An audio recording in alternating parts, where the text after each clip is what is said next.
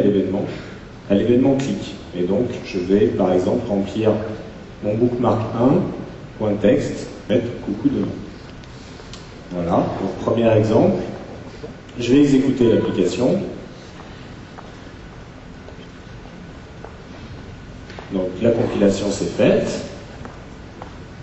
Il me lance Word, hein. C'est bien, là l'application que j'ai fait, c'est bien un document Word, donc il va lancer Word pour exécuter mon application. Et là, au niveau donc, de mon bouton, quand je clique, j'obtiens coucou dans mon bookmark. Mon bookmark, c'est bien, là je me situe bien dans un document Word, donc je peux très bien après modifier le texte dans le bouton, j'ai pas de souci avec ça. Donc là, je vais aller un petit peu plus loin. Je vais chercher par exemple à accéder à une source de données. Donc utiliser toutes les fonctionnalités d'ADO.NET dans mon document Word. Donc pour ce faire, je vais revenir ici au niveau de mon designer, je vais supprimer le bookmark que j'ai créé ici, je vais garder mon bouton, je le modifierai plus tard, et là je vais ajouter une data source. Donc je vais aller chercher une base de données qui existe sur mon poste. Database, je crée une nouvelle connexion. Donc là, je vais chercher mon ordinateur local, j'ai une base de données ici. Je vais aller chercher la table PUMS, enfin la base de données PUMS, qui est bien connue. Donc voilà, les tests de connexion marchent. Je vais rajouter ma source de données donc, à mon projet. Voilà. Et les tables qui m'intéressent, donc en fait, je vais prendre simplement la table Authors, ici. Et je vais la générer. Et donc, je vais pouvoir utiliser après cette data source directement, comme dans un projet WinForms. Voilà. Donc là, ici, j'obtiens mon PUMS dataset. Donc j'ai un dataset typé qui a été créé sur ma table. Et je vais utiliser par exemple le last name et le first name, que je vais drag and dropper. Donc, ça va automatiquement créer des champs au niveau de mon document Word. Et après, derrière, donc là, on a vu ici, vous voyez bien qu'il y a tout un ensemble, un table adapter, un data connector et un dataset typé donc, qui ont été créés. Et donc, sur mon bouton, simplement, cette fois-ci, je vais supprimer ce code-là et je vais avancer, je vais prendre mon authors data connector et je vais avancer d'un élément quand je vais cliquer sur le bouton, par exemple. On va voir qu'on peut se promener comme ça dans le dataset. Je compile. Donc simplement, là, j'indique qu'on se situe dans une version un peu bêta là, de VSTO qui fonctionne en plus que sur la version Visual Studio 2005 bêta 1, donc un peu moins avancée que celle qui existe maintenant. C'est une qui existait depuis un moment, donc la compilation des fois prend un petit peu de temps. Donc, ça va arriver. Juste meubler un petit peu. En ce moment, je peux faire des claquettes, c'est ça, autour de toi? Voilà, c'est ça. Mais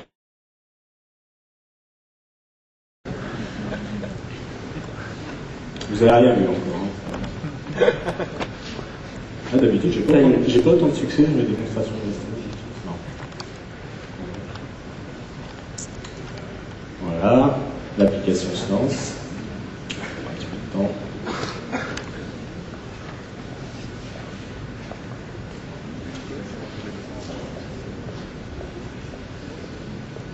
Ça arrive?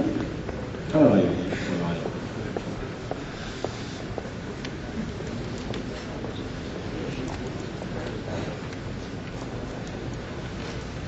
Ça prend un petit peu de temps. Heureusement que j'avais prévenu.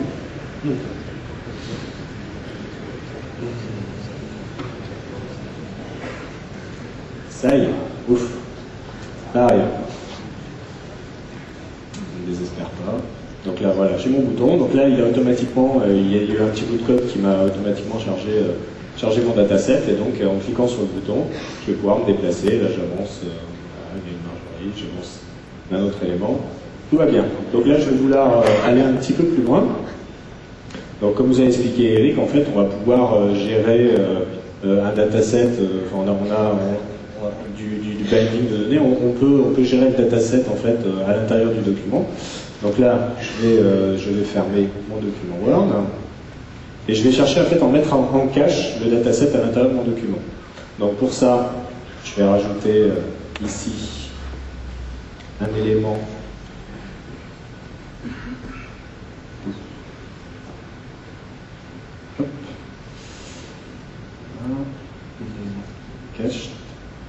je vais créer un dataset en fait en cache dans mon document de type plus dataset, je vais l'appeler ds-cache. Voilà. Et ensuite, à l'intérieur de l'initialisation, à l'initialisation de mon document, en fait, je vais reprendre un petit bout de code pour aller un petit peu plus vite, donc on va le commenter ensemble. En fait, il va initialiser ce cache. Donc si le cache est à nul, en fait, il va charger, donc il va créer ce ds-cache, ce dataset, et il va le remplir à partir de mon author stable adapter. Donc il va aller chercher les données réellement. Sinon, si ce cache a déjà été renseigné, en fait, il va prendre les données en cache, et ensuite il réalise le binding sur les champs normaux. Voilà. Donc ça, c'est le dataset qui va être directement embarqué dans le document. Voilà, exactement. C'est-à-dire que quand je vais sauvegarder mon document, en fait, il va être mis en cache, grâce à l'attribut là ici que j'ai indiqué, il va être mis en cache à l'intérieur des documents. Je sauvegarde, je compile, je vais faire un petit peu plus vite cette fois-ci. Ça a l'air. Voilà. Donc là, le binding de données se fait. Voilà, je obtiens mon dataset comme précédemment, donc rien n'a changé, je peux toujours avancer. Et là, simplement, donc, je vais fermer mon document et je vais sauvegarder les modifications de mon document. Donc je le sauve. Et si je le rouvre, donc là, il n'a pas eu de message, hein, c'est-à-dire qu'il a bien chargé le dataset comme précédemment. Et si je rouvre ce document, donc cette fois-ci, comme le dataset a été sauvegardé, je devrais avoir un message voilà, qui m'indique que les données ont été mises en cache. Donc il a bien rechargé le dataset à partir du dataset qui avait été sauvegardé dans le document. Ce qui permet en plus, donc pour simplement terminer cette démonstration, donc là je vais fermer ce document, et j'ai une petite application en fait, ici, voilà, avec deux boutons. Un premier bouton 1 qui me permet de charger le dataset à partir de mon document. En fait, je vais pouvoir utiliser, comme Eric vous a décrit, des composants serveurs pour travailler sur le document sans forcément avoir Office d'installer. J'ai des classes dans le framework qui me permettent de manipuler ce document. Donc je vais charger le dataset mis en cache dans mon document. Je vais pouvoir le modifier donc dans ma data grid, le re-sauvegarder, donc il va le re-sauvegarder dans le document. Et ensuite, donc, je pourrais revoir dans Word et constater qu'il y a eu des modifications de fait. Donc je vais exécuter l'application. En cliquant sur le bouton 1, j'obtiens mon dataset, hein, le même que d'habitude. Et là, je vais changer un des éléments. Alors je sais pas, au hasard. Je sais pas pourquoi je mets ça. Donc je sauvegarde. Voilà. Je sauvegarde. Ouais, simplement, je vais quand même vous montrer un petit peu le code qu'il y a derrière. Donc sur mon bouton 1, voilà, c'est la partie qui permet de charger le dataset. Donc j'instancie un objet serveur document, donc c'est cet objet qui va me permettre de manipuler le document à partir du chemin que j'ai sauvegardé. Ensuite, je vais récupérer un cache data item. Donc ici, ce sera mon objet ds cache que j'ai créé tout à l'heure.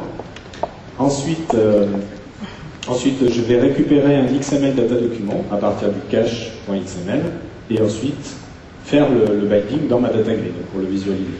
Et au niveau du bouton 2, dans le bouton de sauvegarde, je réouvre en fait ce document, je récupère de nouveau le dataset qui a été mis en cache, et cette fois-ci, inversement, je l'affecte en allant chercher en fait le getXML de ma data grid, enfin de la data source liée à ma data grid, et je re-sauvegarde le document. Donc avec ces deux boutons, je peux donc modifier mon document. Donc là, j'ai fait la modification, hein, j'ai re-sauvegardé mon dataset. Et là, je vais rouvrir les documents ici que j'ai sauvegardés. Donc normalement, il devrait aller chercher le dataset en cache, donc m'indiquer que c'est bien en cache. Et ici, voilà, on constate ici qu'il y a la donnée qui a été modifiée dans le dataset qui était à l'intérieur du document. Et ceci conclut la démonstration.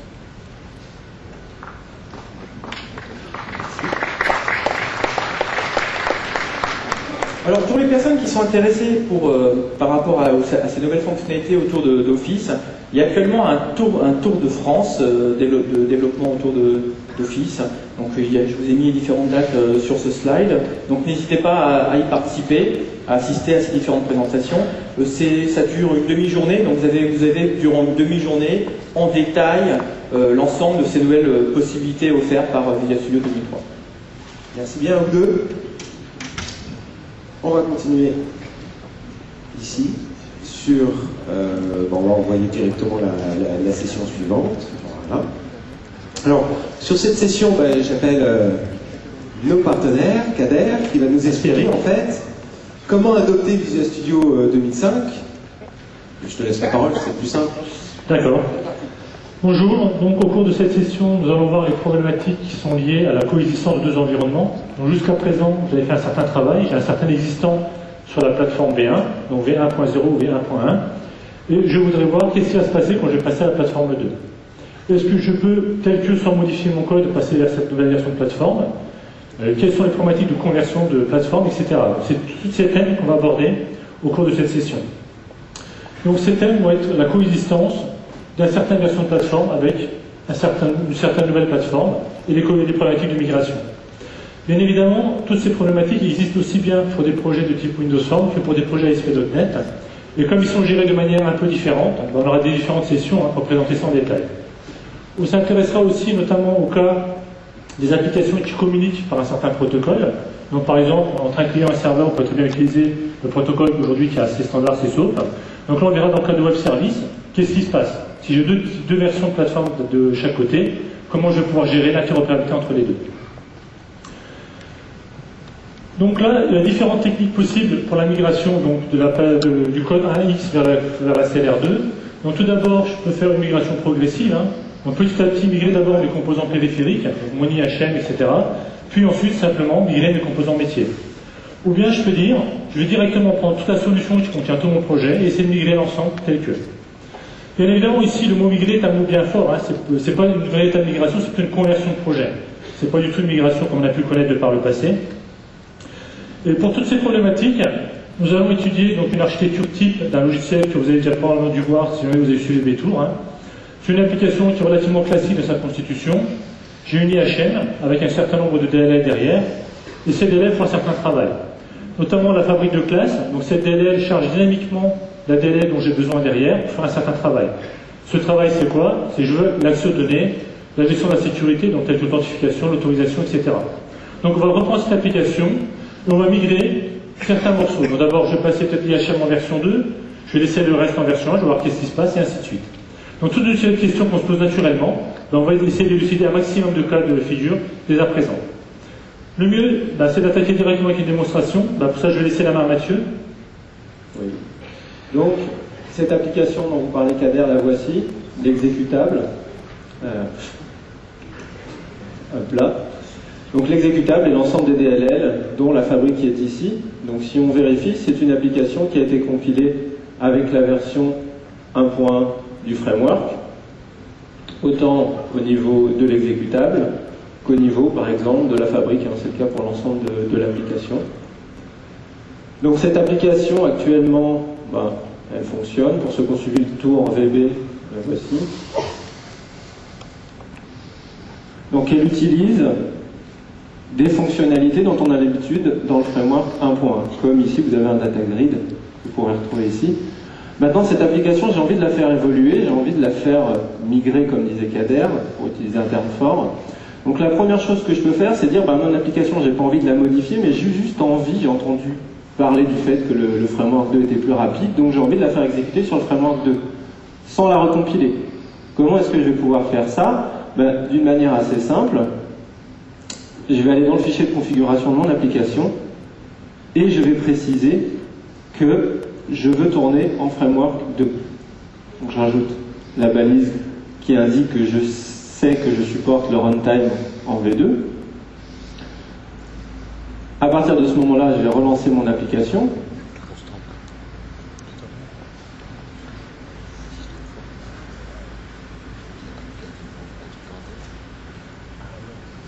Je vais me loguer. Un petit bout si vous voulez. Voilà, et je vais aller vérifier quand même que c'est bien ça qui s'exécute. Donc j'ai une petite appli de chez Sysinternal DLS qui me donne la liste des DLL pour un process donné. Donc là, tout ce qu'on vous avait promis avec la fin des DLL, donc l'exécution side by side, donc là on a un très bon exemple de ce cas de figure-là. Vous remarquerez aussi que, comme on l'a dit ce matin, donc le data grid, qui effectivement n'est plus aujourd'hui la grille par défaut qu'on vous propose, on propose une grid view, elle est toujours là, elle s'exécute toujours au sein du framework 2, même si elle est marquée en tant qu'obsolète. Donc là j'ai un ensemble de DLL qui sont bien en version 2.0 qui ont été chargés. Donc c'est le framework qui lance l'application en 1.1 de manière transparente pour moi. Donc ça c'est la première possibilité, hein, c'est juste changer de plateforme d'exécution. Ça se fait très rapidement et très simplement, et donc on a toujours hein, le dataset, le data grid pardon, qui s'affiche. Ceci est rendu possible parce que le nombre de breaking changes entre la version 1.x et la version 2 est très très faible en fait. Il y a quelques cas de figure dans le cadre d'interop, etc., des choses très particulières, mais sinon c'est très faible. C'est pour ça que tout ce que vous avez écrit, que le composant qui existait dans la version précédente, sont encore disponibles. Donc le framework peut très bien les exécuter de manière totalement naturelle. Donc deuxième chose, maintenant je dis, j'ai vu qu'il y avait un grid view, ça a l'air bien intéressant, j'ai des couches métiers qui marchent très bien, j'ai pas de nouvelles données, de nouvelles structures dans ma base de données, donc je veux faire évoluer uniquement l'interface pour profiter de ces nouveaux objets que vous avez vu ce matin. Donc ce que j'ai envie de faire, c'est faire migrer uniquement l'interface. Donc j'ai recompilé le projet cette fois-ci avec le framework 2, donc uniquement l'interface. Hein, si je vais voir au niveau des DLL de la fabrique, donc de la bibliothèque principale, elle est toujours en version 1.1 et ce dont j'ai envie, c'est que lorsque je vais exécuter l'application, elle va charger la version 1.1 de la DLL sur le framework 2. On y retourne, toujours le même login avec lequel j'ai du mal et le mot de passe. Heureusement c'est la même chose que le login, sinon on ne s'en sortirait pas. Et là donc a été chargée la DLL en version, alors il faut que je récupère le nom du process, en version 1.1 mais exécutée sur le framework 2. Tout 3060. En effet, étant donné que l'exécutable tourne sur la plateforme 2, les DLL même si elles sont 1.x, elles vont être chargées dans la plateforme V2, hein, parce qu'ils sont tous les deux dans le même process. Donc c'est totalement naturel. Donc on n'a pas d'interaction entre les plateformes, hein. On n'a pas d'un côté le 1.1, de l'autre côté le 2, on a bien le framework 2 qui charge l'ensemble des composants de l'application. Alors, on va aller tenter un petit peu plus le diable. Cette fois-ci, j'ai envie de dire l'inverse, j'ai rajouté des nouvelles choses dans ma base de données, j'ai changé ma structure de données, j'ai changé des choses qui ont un impact sur les classes et j'ai envie de recompiler uniquement les classes métiers. Ça peut être le cas de classes métiers qui seraient proposées par un provider tierce. Vous upgradez à la nouvelle version, uniquement des DL, qu'est-ce qui se passe? Donc là, effectivement, on est quand même dans le cas d'une migration pas tout à fait classique. Hein. D'abord, normalement, on migre d'abord ce qui est exécutable IHM par exemple, puis seulement les DLL métiers. Là, ils sont partis dans l'autre hypothèse. Donc là, on voit qu'on est bien en version 2 pour le composant et l'application, c'est celle qui était là au départ, qui n'a pas été recompilée, qui est toujours en version 1.1.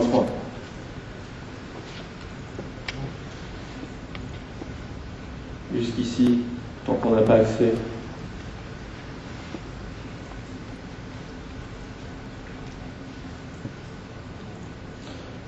et ça fonctionne pas. Ça fonctionne pas pourquoi? Parce que le framework dit attention, donc il dit qu'il y a un problème avec le format de la fabrique, attention, ça vient d'une nouvelle plateforme, d'une autre plateforme, il y a certainement des nouveautés, des choses que je comprends pas, des choses que je connais pas. Donc le framework se protège et dit non, je ne peux pas exécuter ces composants. Donc, on a à ce moment-là un message d'erreur parce qu'on pourra avoir des génériques et autres qui pourraient poser des problèmes. Tout à fait. Comme là, l'exécutable est en version 1, la DLL est en version 2, quand on essaie de faire charger la DLL par la version 1 du framework, le framework dit potentiellement, il y a peut-être des choses que je ne connais pas, donc par protection, par défaut, on préfère arrêter l'exécution de ce type de DLL. Par contre, bien évidemment, on peut faire la même chose que tout à l'heure, dire mon interface, je veux qu'elle fonctionne sur le framework 2, donc je reconfigure l'application dans le point config, je la relance,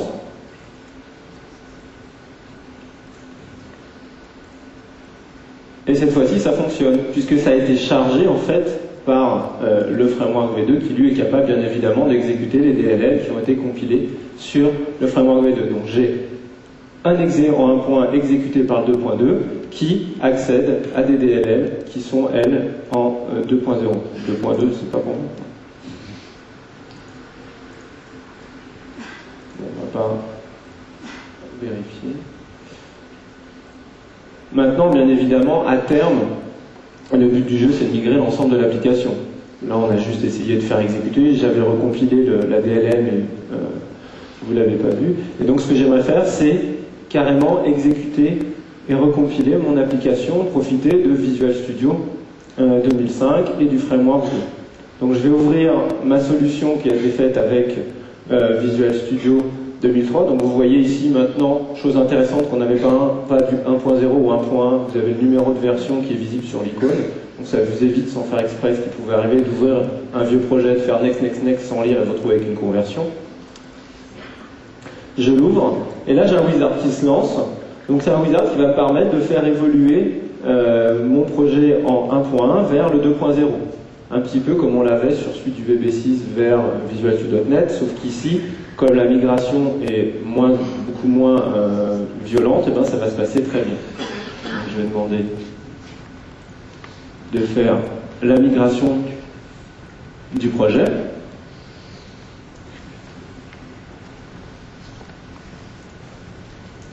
Il me génère un petit fichier. Alors là, j'ai une erreur. Pourquoi? Il me dit attention, il y avait un point d'arrêt sur la version compilée. Vu que tu as changé de framework, de niveau d'exécution, je ne suis pas capable de reprendre les points d'arrêt qui sont dans l'exécutable. On va s'en convertir les points d'arrêt. Donc c'est pas une erreur de conversion, parce que si je regarde le rapport, j'ai pas d'erreur. J'ai éventuellement, si je regarde, quelques warnings, là j'en ai pas, qui indiquent qu'il y a des évolutions sur la plateforme, qu'il y a des choses mieux pour faire ce qu'on faisait avant. Donc au niveau de mes classes, elles ont été faites avec le framework 1.1. Donc on n'est pas ici en mode partiel comme vous l'avez vu ce matin, mais il nous a laissé le mode classe avec le code généré de l'interface à l'intérieur, tel qu'on l'avait en 1.1. Effectivement, le designer de Visual Studio 2005, c'est non seulement créer son propre format optimisé pour la version 2, etc., mais c'est aussi très bien lire les classes qu'on fait avec le designer des versions précédentes. On peut les reprendre et continuer à les travailler.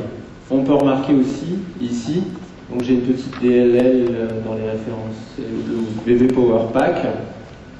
Si je vais voir les propriétés, c'est une DLL qui a été compilée avec le 1.1 et ça ne lui a pas posé de problème lors de la migration. Donc si vous avez des composants, encore une fois, que vous avez récupérés chez des éditeurs tierces, vous allez pouvoir les utiliser même s'ils sont en 1.1 en 2.0, en espérant quand même qu'il est vérifié, qu'ils ne tombent pas dans les quelques rares cas de breaking changes, si jamais il y a du remoting ou des choses comme ça. Alors, la liste des breaking changes sont sur blog.net, vous pouvez les voir, c'est vraiment... c'est une liste très petite. On va l'exécuter. Tac, ça vient d'être recompilé. C'est bien, tac. 24, c'est bien aujourd'hui, c'est bien maintenant. L'entité existe trop là.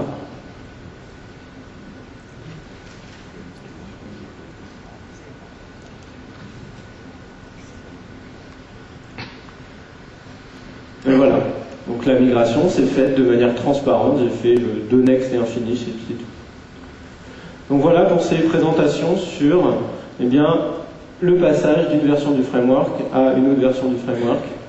Donc ces problématiques qu'on vient de voir dans le cadre de Visual Studio, on va aussi le voir dans un autre environnement de développement qui est relativement courant, donc on va parler de défis. Donc là je vais laisser la main à Mitsu, continuer sur ce thème-là. Ok, alors Mitsu, qu'est-ce que tu nous as préparé là donc? Vas-y. Oui, c'est à toi. Je vais faire une application Windows, Windows Form. D'accord. Je lance l'environnement de développement. D'accord. Voilà. Qu'est-ce que tu vas l'air en forme, Mitsu? De quoi pour demain? Oui. Oui, bon. Tu sais, je lance. Sûr que tu t'es pas trompé d'outil là? Ah non, c'est normal. C'est bon. Le sujet c'est la migration aujourd'hui? Oui, c'est d'accord, ça. donc on est dans le bon track. Voilà, donc j'ai mes petits collègues de chez Vorland qui m'ont gentiment fourni cet outil. D'accord. Il a fallu que je fasse jouer avec. Puis j'ai eu un passé hérétique avant d'aller chez Microsoft. Donc, je vous en parle. Alors ici, je vais ouvrir un projet. Et voilà, j'ai fait un petit projet, Pascal, Win32, classique, génération 32 bits, pour l'API Windows. J'ouvre ma solution. C'est extrêmement simple, j'ai une interface toute simple, j'ai un listbox, un bouton, j'ai un tableau d'entier que j'initialise avec des valeurs aléatoires. Et ici, dans une librairie, donc un BPL en BFI, j'ai isolé un algo qui date, alors je pense que dans Delphi 1 il existait, c'est le Quicksort. Le Quicksort, qui dans la salle a déjà fait du Pascal, qui a galéré avec ce genre d'algorithme à la fac, Pas le même genre. Voilà. Ok. Donc je l'ai repris tel quel. D'accord? Je le mets dans une classe. Résultat, donc, le projet principal utilise de librairie. Je le compile, alors là, c'est là qu'il ne faut pas se tromper. Dans les raccourcis. J'appelle mon algorithme de tri et ici mon tableau d'entier classique. Super. Alors qu'est-ce que tu vas en faire de ça? Alors, vous voyez doucement, je ferme tout ça. Je retourne ici dans ma solution. Ok. Ici, donc, j'ai mon paquet. Je vais l'extraire de cette solution et je vais essayer de le transformer en .NET, en tout cas. D'accord. Ok. Donc, voilà, là, je l'ai isolé. Je vais juste supprimer ici les nouvelles en-têtes du nouveau format de fichier. Et ici, je vais aller ouvrir ce projet. Le DPK. Et là, donc, dans la dernière version de Delphi, j'aime bien 2005, cette de dialogue. Voilà. On peut choisir, donc le source, je n'y toucherai pas. On peut choisir entre cibler du Delphi Win32 classique ou du Delphi pour .NET qui va, comme tous les langages .NET, générer de l'IA. D'accord. Ok. Donc là, je choisis .NET. Je suis dans un projet librairie. Cette fois-ci, c'est une DLL. Ok. Il y a juste, donc, je ne touche pas aux sources. Ok. Il y a juste le source de mon paquet ici. J'ai une petite référence dont j'ai plus besoin ici, dans le source RTL. Voilà, d'accord. Donc je vais me passer. Et ici, si je recompile, ça fonctionne. D'accord. Là, on a généré l'IL. On a généré l'IL et je n'ai toujours pas touché aux sources. D'accord. Je ne touche pas aux sources. Le résultat de cette compilation ici, c'est une DLL. D'accord. On a compris l'idée. On a compris un point, voilà. Ici, j'ai une machine virtuelle PC. Avec toute la configuration qu'on a depuis le début de la journée, Visual Studio 2005, .NET Framework 2, etc. Au passage, la DLL Delphi ici est au format 1.1. Ok. Je la copie ici dans ma machine virtuelle. Et qu'est-ce que j'ai fait? J'ai lancé Visual Studio, j'ai préparé exactement la même interface. D'accord. Pour le moment, j'ai un tableau d'entier, etc. Et j'ai pas la possibilité de tri. D'accord. Et là, on est bien en version 2.0 du framework. Exactement. Sur les références, je fais ajout de référence. Voilà, je vais sur Pause, et ici, dans mes documents, j'ai la fameuse DLL. Et là, on s'aperçoit que, pour lui, qu'elle ait été compilée à l'origine du Pascal, du C, du C Sharp, etc. Peu importe, c'est DLL, il l'a bien prise. Et juste ici, dans mon bouton, je vais appeler sort. Point. TQuickSort, alors on retrouve le nommage Pascal, et pourtant ici, égale new sort point TQuickSort new, là je fais du C Sharp. D'accord. S, moi j'ai une méthode qui s'appelle sort. Qui prend mon tableau d'entier, qui cette fois est bien un tableau C Sharp, en l'occurrence. Et ici donc je le passe en F, mon tableau. Et là c'est toujours pas trompé dans la partie. Je réexécute mon application de tête, j'ai mon tableau d'entier et je le trie. Super. Voilà. Alors on est capable d'utiliser du Pascal via ton astuce, et en plus, on démontre encore une fois qu'un composant 1.1 peut être appelé en 2.0. Exactement. Ah, Pascal. Oui, Charek. Qu'est-ce que tu vas nous montrer sur la machine numéro 2? Écoute, j'ai constaté qu'il y avait un grand absent aujourd'hui, les web services. Tout à fait. T'en as parlé un petit peu, non? Non, on n'en a pas parlé, il n'y a pas de grande nouveauté, donc on n'en a pas parlé pour le moment. Mais on abandonne ou bien sûr que non, on continue. SOA et Tutti Quanti, c'est du web service. Bon, le mieux c'est encore de démontrer ça, donc on va faire deux choses. On va essayer d'appeler un web service et je vais vous montrer la nouvelle manière d'appeler un web service en asynchrone depuis une application Windows. Et puis après, légitimement, on peut se poser la question, imaginons qu'on ait un web service qui expose un dataset au format 1.1. On vient de voir qu'on a des contrôles en version 2.0 qui sont censés donc prendre en entrée des datasets en version 2.0. Comment tout ça va se passer? Exactement. Alors le mieux c'est de faire une démo, donc on va aller sur le web. Et en fait, j'ai un serveur qui héberge un certain nombre de web services. Hop. Voilà. Et donc, ces web services, en fait, il y a deux web méthodes principales. La première, c'est la liste des livres MSPress, c'est-à-dire qu'en fait, c'est une fonction que je vais appeler, je vais donner un prix minimum, un prix maximum, et ça va me renvoyer l'ensemble des bouquins, compris entre le prix en question. Et comme il faut montrer quand même qu'on tourne sur un framework en 1.1, j'ai fait une deuxième méthode qui s'appelle .NET F8 version, et quand je vais appeler cette méthode, en fait, je renvoie le numéro de version de la DLL MS Core Lib, qui est en ce moment installé sur le serveur. Et comme tu le sais, quand on voit une version en 1.05000, ça veut dire qu'on est en version 1.1. Bah oui, sinon ce serait trop simple. Voilà, je suis assez d'accord avec toi. Bon, vous pouvez aussi vous dire que je vous la fais à l'ancienne, c'est-à-dire que je vous renvoie simplement une chaîne de caractères codée en dur, mais croyez-moi sur parole, c'est véritablement le numéro de version de MS Core Lib. Donc après, on va aller appeler le web service qui renvoie le fameux dataset donc en version 1.1 du coup, puisque c'est le framework 1.1 qui est installé. Mettons par exemple, je veux tous les bouquins compris entre 0 et 100. Et là, pas de surprise, ça me renvoie le dataset serialisé en XML. Alors qu'est-ce que je vais pouvoir faire maintenant de ça depuis des contrôles 2.0? Donc je vous propose en fait de copier l'URL ici. On va passer dans Visual Studio 2005. On va créer un nouveau projet, tout ce qu'il y a de classique, avec l'application Windows, ça ira très bien. On va, donc, comme tu le sais, quand on va appeler un web service, bah, ça n'a pas changé, hein, on fait toujours add web référence pour aller à la référence, c'est ça. On va coller l'URL dans le presse-papier, on va faire rentrer. Le bouton ici va être grisé, donc indiquant qu'il y a bien un contrat SOAP conforme à la spécification d'ACT, DevDays, add reference. Et puis là, de quoi j'ai besoin en fait? Ben, je vais avoir besoin d'un bouton, de la grille, voilà. Pour afficher, ouais. Absolument. Donc ce que je vous propose de faire, c'est prendre la toolbox, mettre un bouton qui va déclencher l'appel. Puis dans l'onglet Data, on va aller chercher le fameux Data Grid View, qui lui est purement de la version 2.0 et donc a priori il devrait attendre Voilà, il devrait attendre un dataset en version 2.0. Donc ce que je vous propose de faire, c'est d'augmenter la fonte pour que vous puissiez voir quelque chose du fond. Ouais, c'est une bonne idée, je pense. Tout à fait. Quand une fois que j'aurai enlevé les bouffes, hein, bien entendu. Voilà, donc 16. Voilà, donc bon, le formulaire ne ressemble pas à grand chose, mais c'est à l'image de celui qui le fait, donc ça reste cohérent. Alors, maintenant dans le clic du bouton, qu'est-ce que je vais devoir faire? Donc je vais déjà faire un devdays.wf2005, ça c'est mon service web de l'autre côté, Toto, égal ici, voilà, enfin bon, là à ce niveau-là, on n'est pas très regardant. Et comment tu ferais pour appeler normalement la méthode en synchrone? Tu ferais toto.liste des livres MS-Press. Tout à fait. Et tu donnerais un prix minimum. Donc là, on va l'écrire en dur, hein, parce que c'est pas l'objet de la démonstration. On va mettre 0,100 comme ça. Maintenant, avant, tu te souviens qu'est-ce qu'on devait faire pour appeler en asynchrone un web service? Bah, il y a un begin, un end, et puis un pattern avec son callback et tout ce qu'on dit là. Donc c'est quand même pas quelque chose de méga intuitif. Voilà. Tout à fait. Alors en fait, on va changer un peu les choses, figure-toi. Il suffit que tu appelles la méthode qui se termine par A5. Ok. Et là, tu es en train de dire, je veux appeler ce web service en asynchrone. Maintenant, la question, c'est comment vas-tu être notifié que l'appel est fini? Bah, il faut que tu communiques un porteur de fonction, par exemple un delegate. Voilà, enfin bref, ce genre de. Ça, c'était vraiment 1.1. En 2.0, tu sais ce que tu fais? Tu vas t'abonner à un événement qui s'appelle Liste des livres MS-Press Competitive. Donc en fait, c'est comme un clic d'un bouton. Hein. Tu t'abonnes au même événement. D'accord. Attends, ça veut dire que tu vas faire plus égal là? Bah, je vais me gêner, tiens. Plus égal. Je vais donc m'abonner à l'événement, et bien sûr, pour ceux qui font du VB, vous savez que on fait un handler dans ce cas-là. Donc tabulation, ça va m'instancier donc le délégué. Ça va me créer une deuxième fois une tabulation, me créera la signature. Et on regarde dans la signature, qu'est-ce que j'ai? J'ai le sender habituellement qui est renvoyé, qui regarde un argument.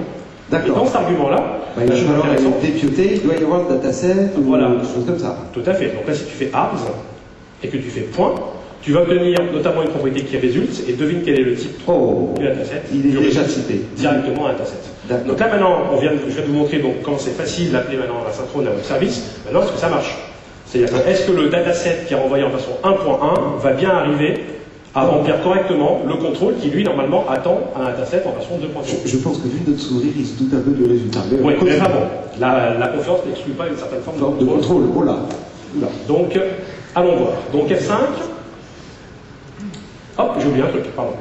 Ah oui, pour bien montrer qu'on est en asynchrone. Oui, parce que là, à aucun moment, je vais vous prouver qu'on est véritablement en asynchrone, sauf si j'affiche une petite boîte de dialogue, comme par exemple, il y a un gros qui circule en ce moment. Et des choses qu'on ne maîtrise plus très bien dans ce devdev, mais enfin bon, on s'excuse d'avance. Voilà. Bon, F5. D'ailleurs, tu noteras que c'est pas du code Hippolyte que tu écris. Ah non. Alors, bouton, la message box apparaît, on a un synchrone, et puis au bout d'un moment, quand l'appel est fait, de l'autre côté, on est rappelé en callback, enfin j'espère bien. Théoriquement. Pierre, t'as mis 1 gigabit, elle marche toujours non, c'est ça. Oh, là, c'est l'ancienne, là. D'accord. Oui, je reviens au code 2 secondes. Je m'abonne à l'asynchrone, je m'abonne à l'événement sur le machin en question. Quand je fais là, je fais data source égale. Non, c'est ça. Bon, je retombe à faire. Tente le coup. Donc, cette devdays, il fallait que ça arrive à Paris devant 2500 personnes. Ça marche 6 fois. C'était pas rigolo. Ils vont pas nous voir. Non, ils vont pas nous voir, bien sûr. Ouais. Bon. Faut inverser l'abonnement de à notre droite. Allez, je teste ça, puis sinon on enchaîne. Mais je suis quasiment certain de l'avoir fait lourd dans cet endroit-là. Oui, moi aussi. Bon, si ça marche plus, c'est que... Attends, je teste juste un truc. Ouais, ça. Ouais, attends. Hop, voilà. Allez. Allez, CTRL F5. Button. Message box. 1, 2, 3. Bon, d'accord, voilà. Donc, c'est viré. Ça doit être... Merci, voilà. À bientôt.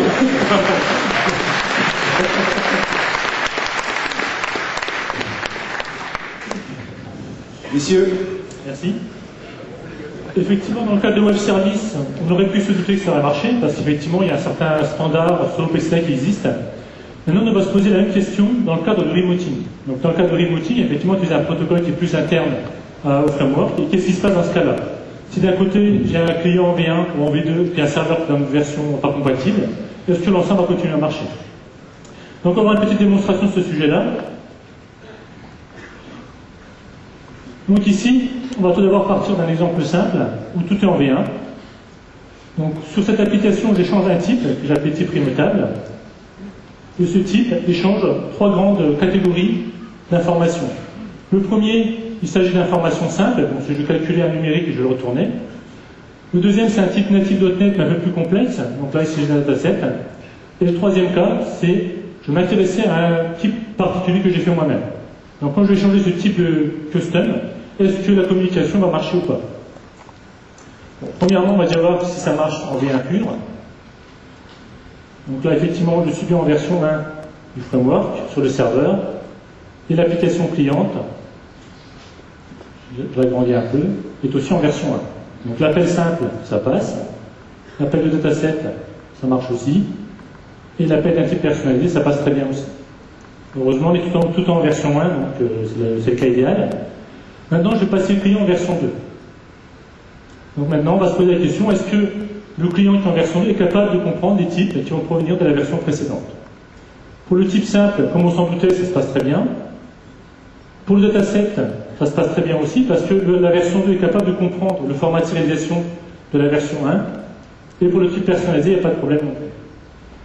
Maintenant, le nouveau test qu'on va faire, c'est on va mettre le serveur en version 2 et on va échanger les clients. Donc là, c'est un cas un peu plus complexe. Tu vas essayer de faire ce qui n'a pas marché avec moi tout à l'heure, c'est ça? J'essaie de faire marcher. Bon. Donc, on va passer le serveur en version 2. Ça va très simple. Je lance le serveur en version 2. Et je vais tout d'abord, pour me rassurer, je vais lancer d'abord un client en version 2. Je vais vous montrer plus que ça ne marche pas. Donc, ce client fait un appel simple. Très bien, ça marche. Le dataset, ça marche toujours aussi. Et le type personnalisé, ça marche aussi. Le cas le plus délicat, c'est quand un client en V1 va appeler le serveur en V2. Effectivement, dans ce cas-là, on va voir si ça marche ou pas. La seule condition, c'est que le serveur V2 ne doit pas exploser de type, évidemment incompatible avec la plateforme V1. Sinon, on ne sera pas désérialisé. Je vais lancer mon application cliente. Donc, pour le type simple, ça se passe très bien. Pour le dataset, ça se passe bien aussi. Donc un dataset, une fois sérialisé, est totalement capable de communiquer entre les deux plateformes qui existent, la V2 et la V1. Et l'appel de type personnalisé, donc dans ce cas-là, ça marche aussi. Pourquoi? Parce que j'ai pas mis de type spécifique à la plateforme 2 dans mon type personnalisé. Sinon, j'aurais pu avoir des soucis. Donc là, c'était le cas du remoting, après avoir vu le cas des web services. Nous allons maintenant nous intéresser à une grande famille, je dirais, de type de développement sur la plateforme .NET. Il s'agit des développements web. Donc, dans le cas du développement web, déjà, les très bonnes nouvelles, c'est que toute votre infrastructure, qui était capable de faire tourner de l'ASP.NET 1.0 ou 1.1, est capable de faire tourner de la 2.0. Une différence par rapport à la version précédente, quand j'étais, par exemple, quand j'avais le framework 1.0 sur mon serveur, quand j'installais le framework 1.1, automatiquement tous mes sites, par défaut, il est passé en version 1.1. La version 2 du framework se comporte de manière totalement différente. Elle garde aussi dans 1.1 et c'est à vous de les passer une à une à la main vers la nouvelle version de la plateforme. Bien évidemment, ce travail n'est pas fait à la main, elle est fait par des outils d'administration qu'on va découvrir dans un instant.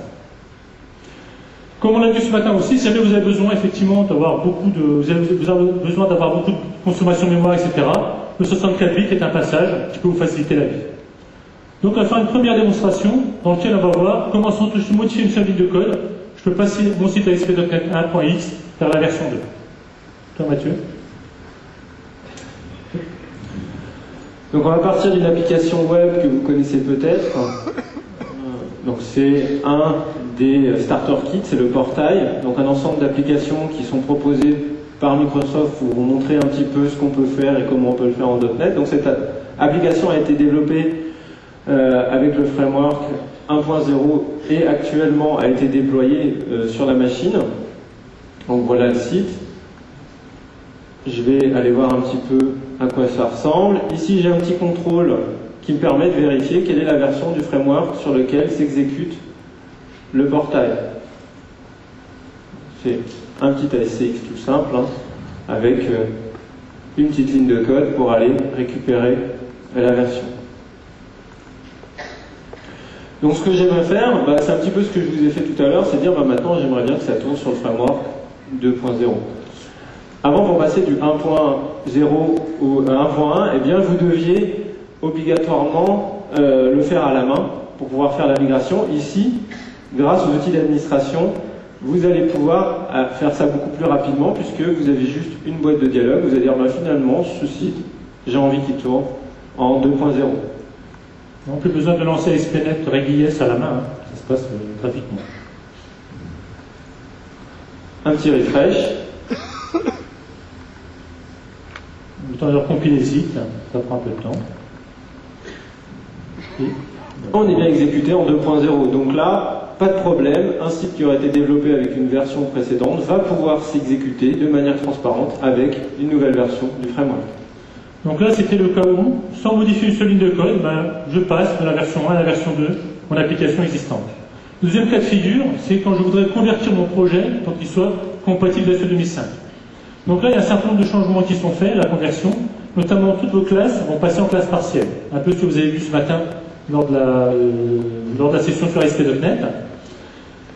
Et d'autres bonnes nouvelles vont accompagner, je dirais, ce changement. Par exemple, tous les JavaScript qu'il fallait s'amuser à déployer à la main à côté, maintenant sont dans une ressource, ce qui fait qu'en termes de déploiement, tous ces JavaScript qu'on manipulait de manière plus ou moins artisanale vont être déployés de manière totalement automatique.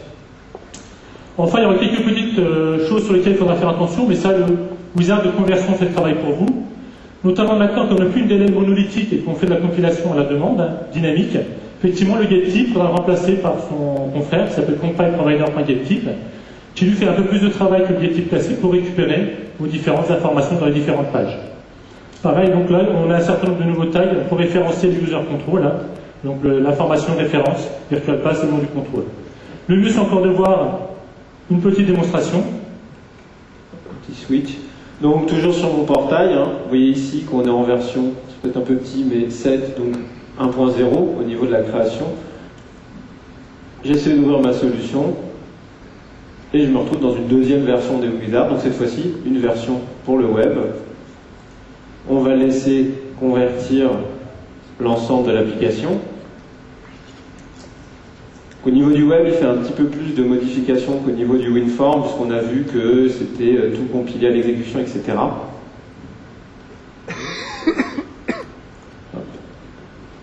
Donc, par exemple, si je prends un fichier interface, je vois que ça a changé un petit peu tout ce qu'il y avait à l'intérieur. Je vais essayer d'exécuter ce site. Hop. Un petit problème de read-only. On va l'exécuter.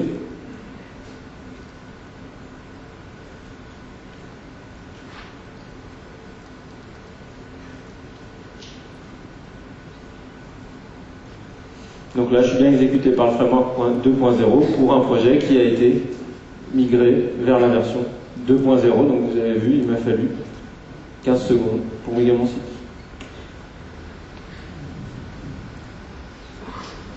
Donc là, ce qu'on vient de voir, c'est un peu tous les grands cas de figure de migration. Bon, sinon, je vais laisser la main à Eric pour terminer cette session. Ok. Donc, merci bien à vous deux pour ces démonstrations.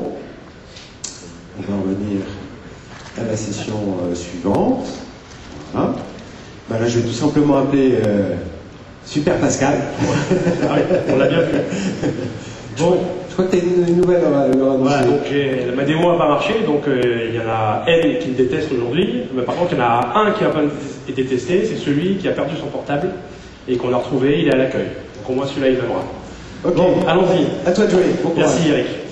Alors, oui, sympa la slide d'Eric, non? On n'est pas encore à la session 6. Non, un partout vers le centre, l'apéro va être méchant. Voilà. Alors, on va passer